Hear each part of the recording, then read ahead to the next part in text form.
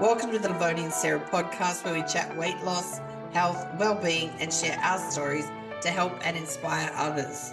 I'm Lovoni. And I'm Sarah, and this week we're talking intermittent fasting. You've heard about it, you might have tried it or adapted this way of eating, but what exactly is intermittent fasting, and what are the positives and the pitfalls of fasting? Before we begin, we want to say that because we discuss fasting in this episode, it may not be suitable for those with an eating disorder or an existing health condition or taking medications, and those individuals should consult their doctor before going on prolonged periods without eating. Before we dive into the episode, I think we should explain, Lovoni, why you may look like you're in slightly different surroundings today. Yes. So I'm actually coming at you from North Carolina. You're on the road. In the US. I'm on the road, yes, away for work at the moment. So, yeah, if it sounds a bit echoey and weird. Yeah. So you're in what is it? Yeah, a hotel room or a kind of a... It's a hotel room, but there's suites. Yeah, so it's like an apartment. Yeah, so it's got, like 4 rooms.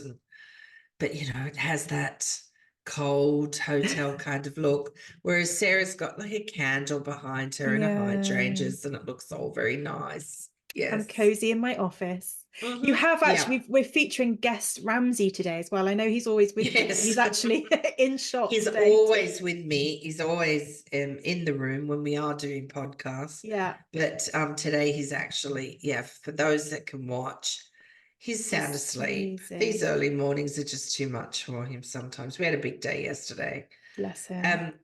So last week for the challenges, I'd set 2 challenges for me. I was going to get ready for Purge and Declutter Month, which I've done. Yes. Printed out the list. That's fantastic. Sarah put together this beautiful list, which you can download or print out from our website, lovoniandsarah.com. Okay. And lose a couple of pounds. Yeah. And what did I say? So I lost 1.3 kilos. Yeah. That's 2.8 pounds. Oh, I don't feel like it though. I just feel all bloated and blurt. But I think sometimes when you travel, you feel like that anyway. Well, your routine changes all sorts. Yeah, so. But I did get a lot of, I'm getting, a lot of movement in because I've got Ramsey. I was telling Sarah earlier that I took him for a hike yesterday in this national park. And I said it felt like we were the only people in it. It's like the beginning of one of those documentaries. Right. The last place you would ever see. And that I'd be on one of those crime shows. Watching you on Netflix. Yeah. And people would be thinking, well, why would you go walking in a national forest in a place you don't know all by yourself? But anyway, it was fun. Ramsey liked it. That was and it was, that was yesterday. That and swam. There's a fantastic heated pool in the place that we're staying at. So I did quite a bit of swimming yesterday. You were very active. I was very active. It's raining today, so we'll see. Anyway, what about you? How'd you do? I printed out my sheet as well, so that I'm all ready for my challenge. That's the first one ticked off. Starting on Friday. God, can you believe it? Tomorrow. February. Yeah. Tomorrow is Thursday. Isn't the first tomorrow? Is it? Okay. Yeah, because we record this. Oh, I'm so confused because we normally record on a Thursday, but today is Wednesday. Yeah, because I'm on the road tomorrow, so we had to record it today. Thursday. Yeah, so the 1st of February is Thursday, so I'm all set. But just to think that February is upon us, I know, and then we can say spring starts next month. I know. Yes. It's already getting loads lighter, isn't it? That's good. Right. And then my second part of the challenge, obviously I was saying that I'm going to lose a pound this week, so I don't actually weigh in until Friday, so I'm a little ahead of schedule to know that, but I have a little check where I'm at and I'm on target for losing my pound this week, so that's all good. I would say that my challenges are tick, so yeah, all good. Fabulous. Well done. Pretty excited about today's episode because I'm a big fan of intermittent fasting. I didn't know much about it at all. I mean, obviously I kind of knew the concept of the fact that you're not eating for chunks of time, but I didn't know much else behind it. So I've learned a lot from the research. It'd be interesting to talk through it today. Well, I find that I sleep better when I do it. But just to sort of back up a bit there, for those that don't know, and I'm sure a lot of people do, or they can guess at it, Mm. you go a set period of time with no food. You Yes. can, and all you can have is like herbal tea, black coffee, black tea, or water in that period Mm-hmm. of time.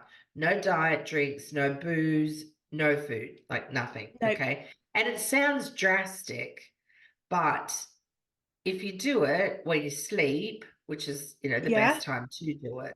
So for me, generally when I do it, and when I do it, I lose weight, I feel better, but I sleep better. But so the best the best thing for me is what's called like a 16-8. So you Yes. fast for 16 hours and then you've got an 8-hour window where you can eat.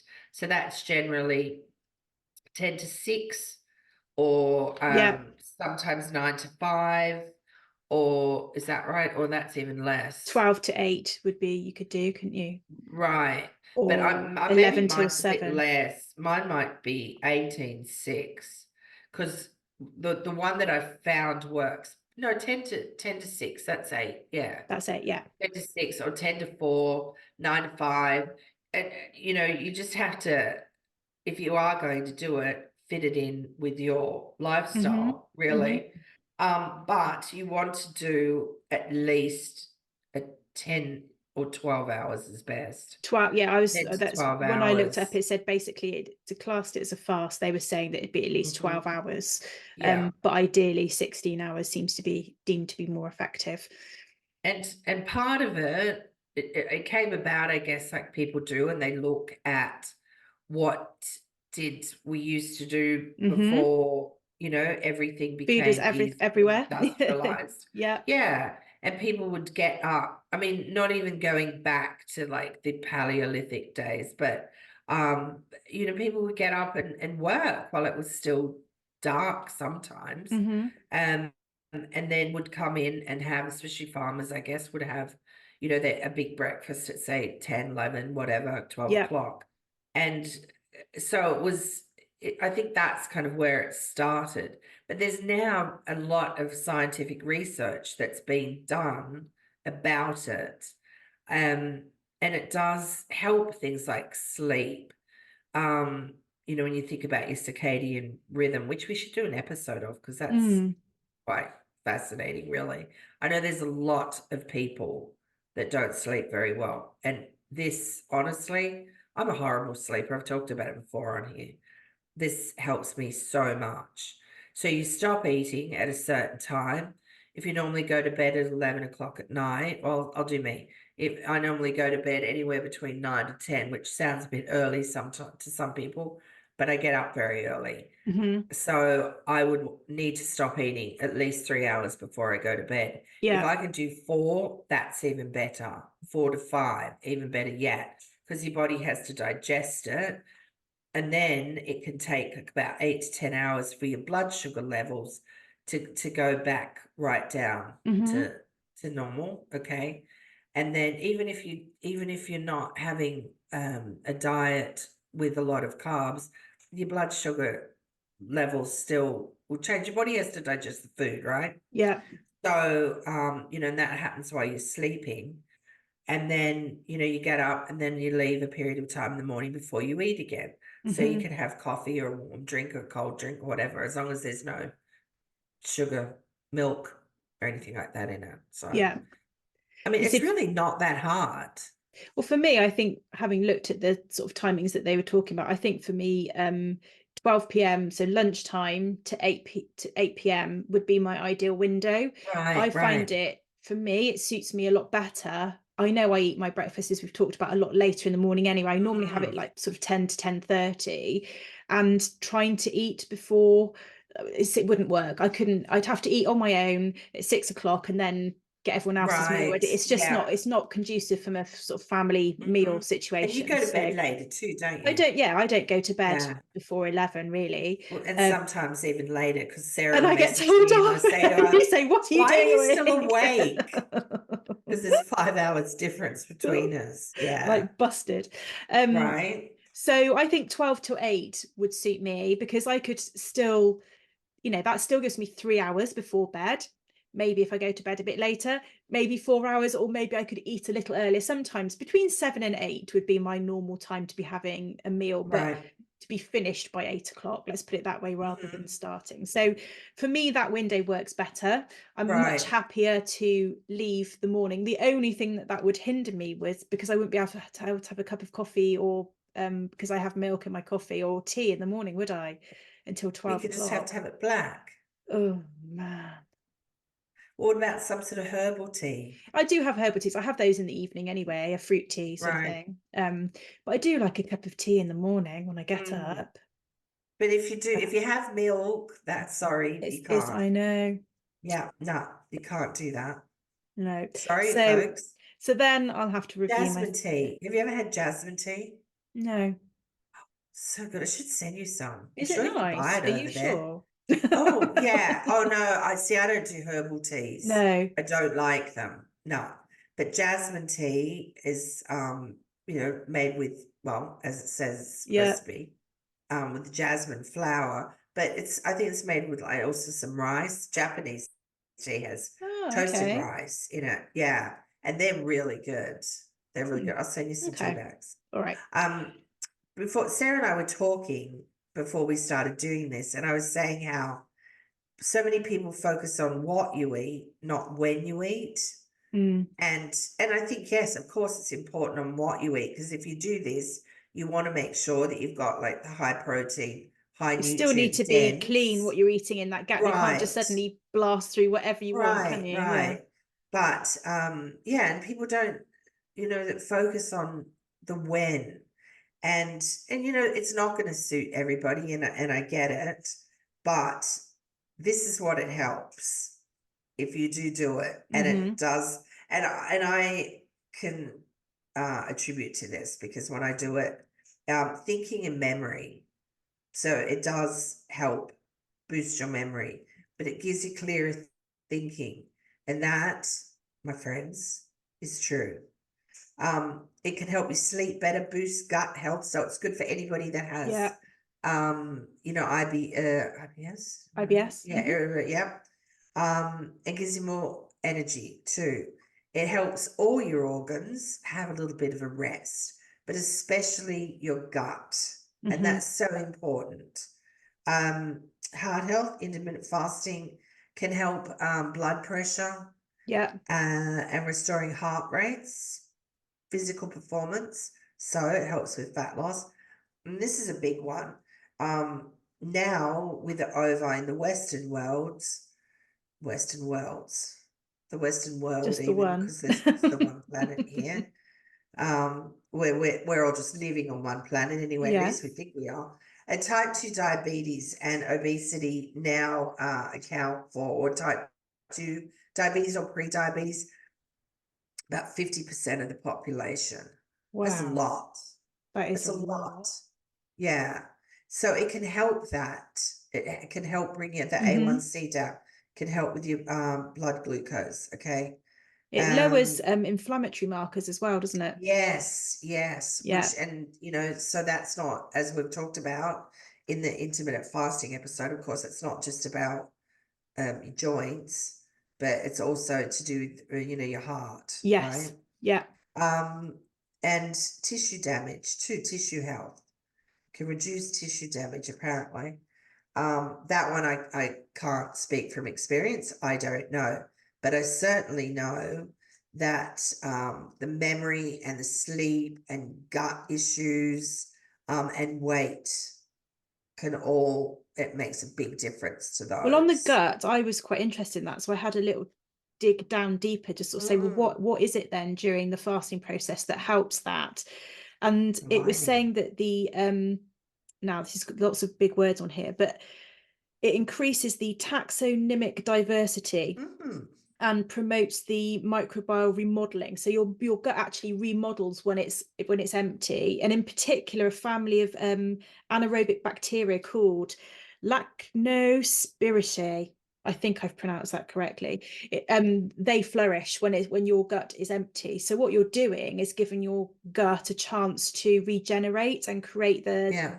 the healthy bacteria that it's looking for, because I suppose it's not working on digesting food. It's got some space to do that. So yeah, I guess in layman's terms, it's giving your gut lining a rest. Yeah. Because you can think about it, you keep eating constantly, little snack here, little snack there. Oh, excuse me. And it can't regenerate because it's too busy trying to process all of it and Do something all digest the it. time. Yeah, it does make a really big difference. Excuse me. But as well as doing it like in a day, there are some people that will go like a whole 24 hours, 48 hours with no food. Yeah, they Just go, it's a really water, long tea, fast. coffee. Yeah. I've never tried a 24-hour one. I mean, I could. That would be interesting. I But did when I was people, younger. We did a sponsored 24-hour like oh yeah, famine right. thing when I was younger. That's right. Trying to raise money Do you remember for that? people. Yeah, yeah. Yes, And I can remember that's thinking, right. oh, I'll never be able to do it. And what I did find Mm, is that most of it is in your brain when you think you're that hungry. You just actually, if right. you can keep yourself occupied and carry on, you're not that hungry. However, Yeah. I don't think it's something that I'd want to do on a regular basis, because the other thing that I did and then look into as well is Because you it like food. because I Because like we food. like to eat. Yeah. I like my cups of tea. But the other thing Mm, is you have to be careful because it can trigger overeating. So the only thing you need to mm. sort of mentally prepare yourself for is obviously the hunger hormone, ghrelin. Is that how you say it? Ghrelin, don't know. Anyway, there's a hunger hormone. Um, it can then get triggered when you're obviously fasting, because it Yeah. can then think that it's hungry, and that then could lead you to overeat when you've broken the fast. So I think the Right. other thing is you need to prepare yourself and work out how you're then going to handle your food. You don't want to rush into a great big meal when you the first thing you eat either, do you? Because you're That's just what this is. Yeah, blood. you're talking about people that would do like a day or more fast, are you?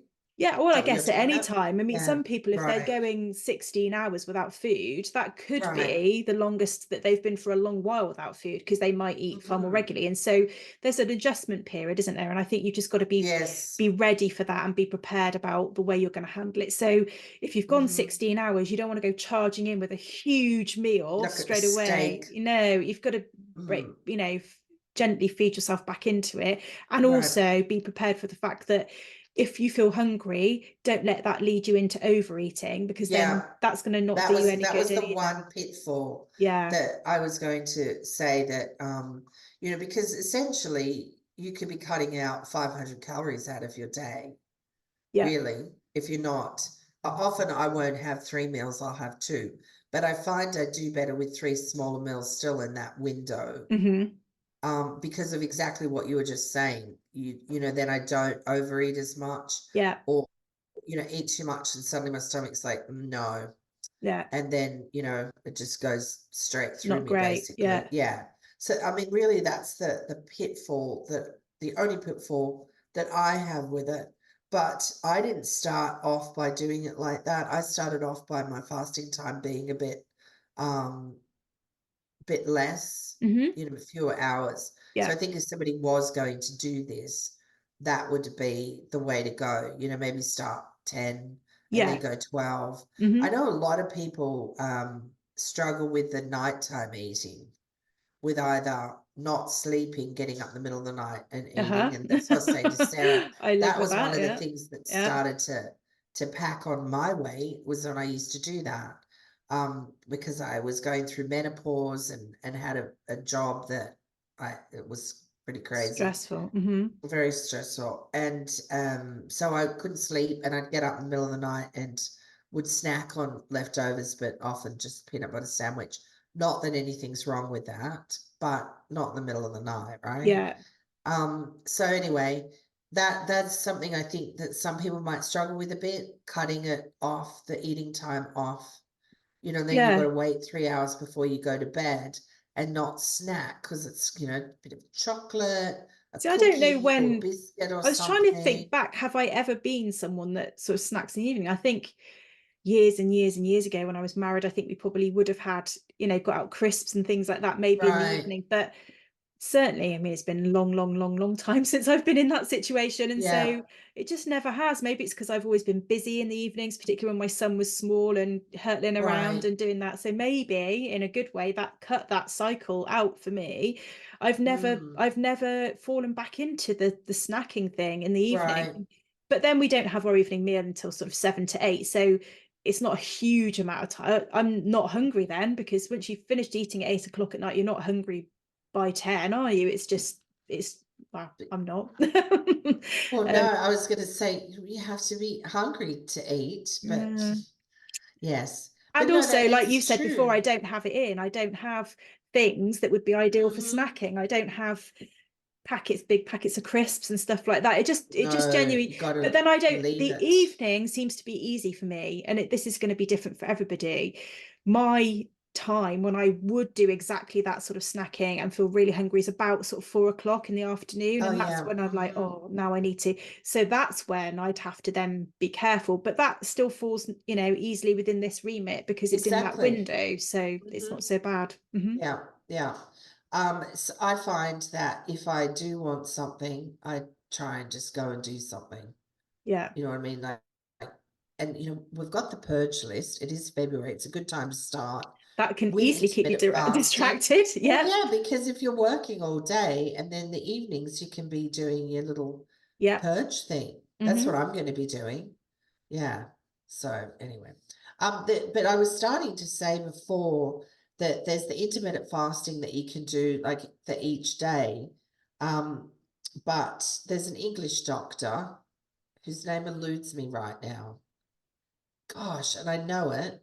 Anyway, 5-2 diet. You must have Yeah. heard of that, hmm where every 2 days a week you eat less. I have a book somewhere here. Here it is. Let me just grab it without shaking the table. Um, Michael Mosley. Right. See that? hmm Yeah. That particular one is about, has recipes and stuff in it. But to me, he was talking about intermittent fasting before it ever became popular. And Yeah. he came up with that 5-2 diet. I know people that have lost over 40 pounds doing that, where just 2 days a week they have 500 calories. And what? So And they barely eat anything on those 2 days. yeah, so it might be just one meal, or they'll spread it out maybe to 2 meals. And they've lost 40 pounds doing that. But fundamentally, what they're all of this is talking about is the fact that you're really going to be eating less calories, isn't it? Because Yeah, you have this much that's smaller window that you're going to be eating mm-hmm. in. Yes, But I know there's unless additional they benefits. So the additional benefits are the fact that mhm. the emptiness means that your gut and your body can regenerate, and it can, all of those All things. So the organs, that's yeah. separate, I think. But the actual weight loss part generally is the fact that you're eating less, surely. Hmm. Yeah. Well, and also I think too, for me, it's because I'm sleeping better as well. Because when I hmm don't sleep, a lot of people, if they don't sleep, are listening to this, they can attest to the fact that when you don't sleep, you want to eat. And always really And that's, carby, sweet, sort of yeah, stodgy stuff. yeah. Yeah, because you And just feel it's just, so, yeah. yeah, and it's a natural process within your body that wants to do that Yeah. because your brain needs to get that energy to it doesn't, Well, it know, searches for the quick energy fix. Yeah. yes, yeah. So, that in itself, if you can get some good quality sleep, that will help too.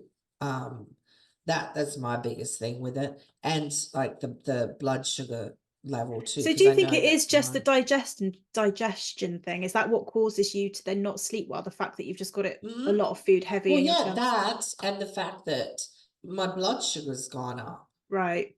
So because I'm sort of borderline, I'm like at the high end of normal, right? Yeah. So pre-diabetic, essentially. Um, it's and people might not even realize, like if they get into bed and they can't sleep, why? It's often because of that, Right. because of Okay. the of that their blood sugar is like, your body is trying to process the food, your sugar levels are raised. And so, yeah, that's why Because giving it like 3 to 4 hours is so good. the only time it happens to me is if I've eaten a really big meal too late. So when you've been out normally, so go out at a restaurant or out for a party or something like that, and then you get into bed and it's almost like a reflux thing, you can feel like it's sitting up here thinking, oh, this, I'm gonna have to sit up for a bit while this settles down. That's because I'm too full, basically, too full and too soon. I'm lucky, I suppose. That's the only time, touch wood at the moment, I hope I haven't just fated that, but it's the only time I seem to struggle with it. Other than that, I can get into bed and go off to sleep no matter what time I've eaten generally. However, that doesn't say that I don't get a better quality of sleep if it's been longer, because that's the bit I haven't been able to track. So maybe actually it's a better quality, even though I am able to go to sleep. Right. And you just said too about reflux, like people that suffer with gastric reflux, if they can have like that 3 to 4 hour window before going to bed, they'll find that that would improve as well. Definitely a lot better. So for me, I'm a big advocate of it. And there are books that, people can read, on time restricted feeding, intermittent fasting, that, might go into more detail. But at the end of the day, if somebody wanted to do this, they could easily. It's not complicated, is it? It's not complicated. I mean, you read it if you want to know the reasons why, but Alf, you don't want to know the reasons why it feels better, then you can just literally do it straight away. There's nothing else to learn. They don't have to sign up with anybody. No. Like to go on a plan. They can still eat the foods they like, as far as trying to make sure that they are nutrient dense. Yeah. But you don't have to sign up for a monthly plan with anything. You don't have to necessarily buy a book.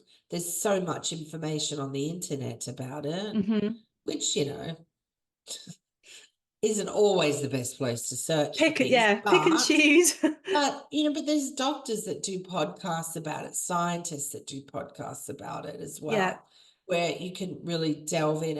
And one of them, I will put the information below, a podcast that I really like. And that's Dr. Rangan Chatterjee, the Indian UK doctor.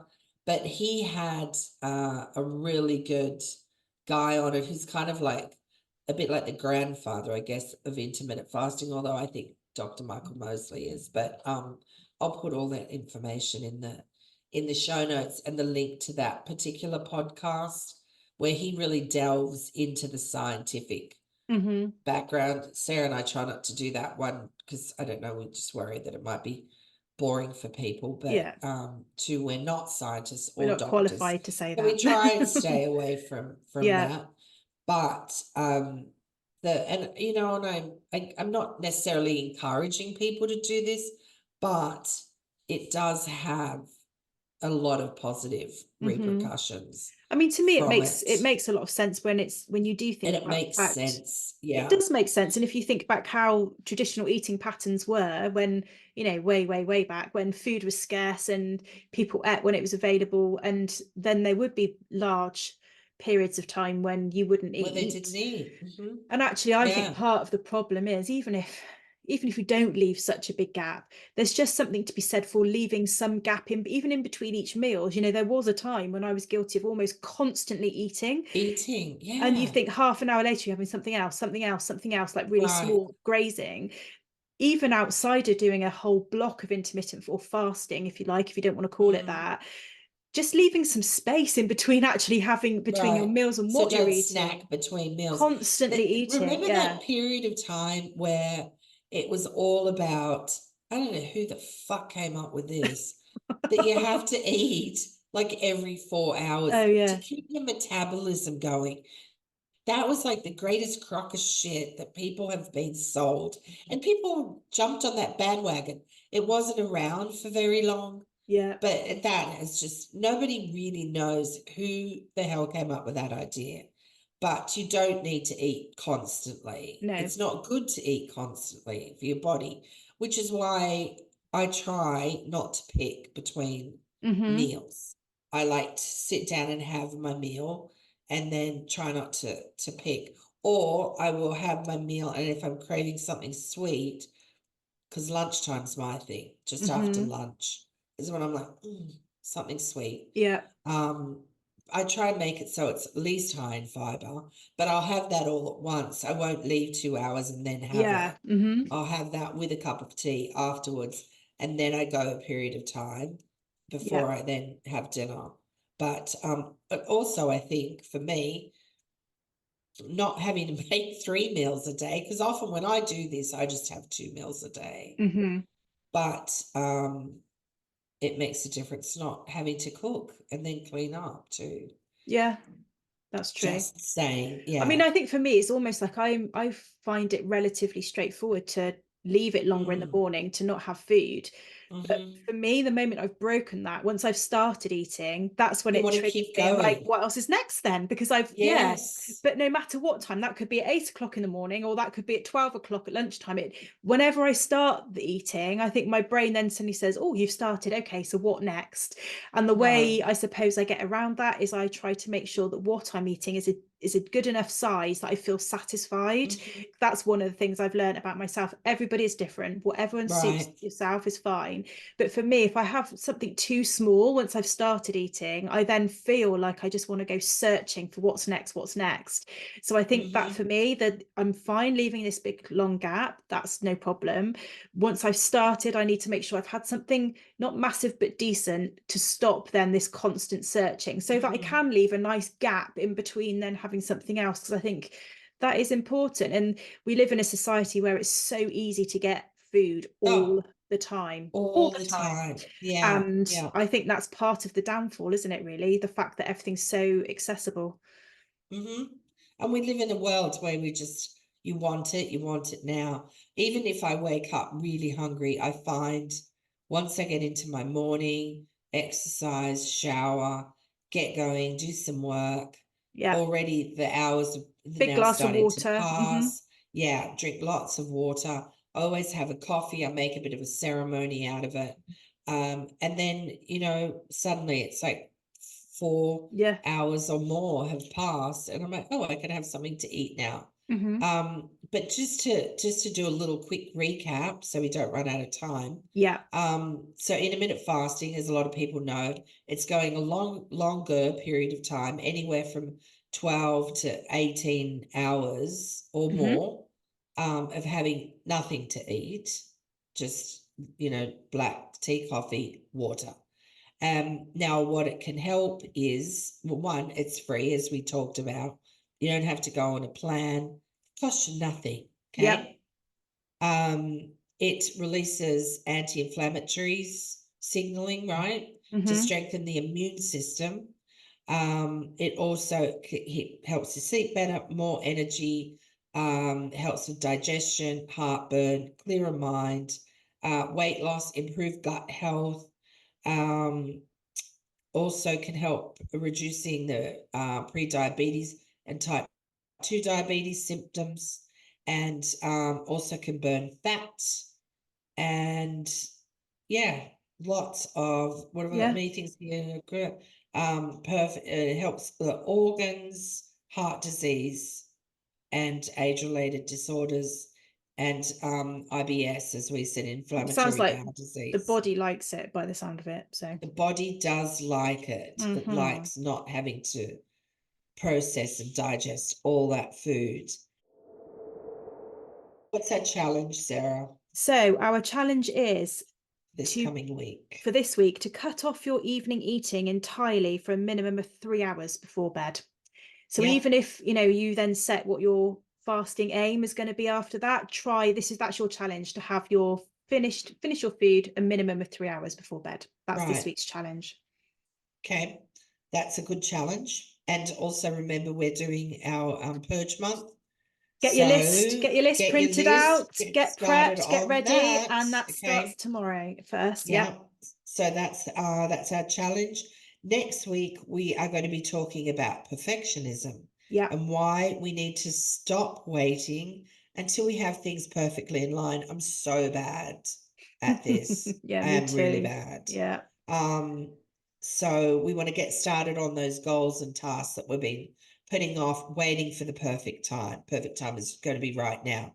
So that's next week. Thanks for tuning in and letting us into your space. Be sure to visit lovoniandsarah.com for your printable and or downloadable checklist.